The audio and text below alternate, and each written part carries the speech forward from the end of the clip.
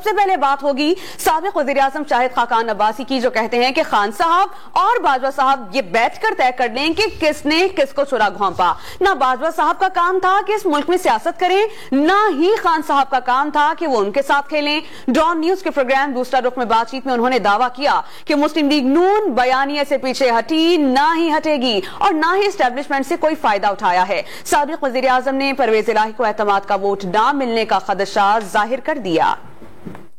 سابق وزیر اعظم شاہد خاقان عباسی کی، جو کہتے ہیں کہ خان صاحب اور باجوہ صاحب یہ بیٹھ کر طے کر لیں کہ کس نے کس کو چھرا گھونپا۔ نہ باجوہ صاحب کا کام تھا کہ اس ملک میں سیاست کریں، نہ ہی خان صاحب کا کام تھا کہ وہ ان کے ساتھ کھیلیں۔ ڈان نیوز کے پروگرام دوسرا رخ میں بات چیت میں انہوں نے دعویٰ کیا کہ مسلم لیگ نون بیانیے سے پیچھے ہٹی، نہ ہی ہٹے گی اور نہ ہی اسٹیبلشمنٹ سے کوئی فائدہ اٹھایا ہے۔ سابق وزیر اعظم نے پرویز الہی کو اعتماد کا ووٹ نہ ملنے کا خدشہ ظاہر کر دیا۔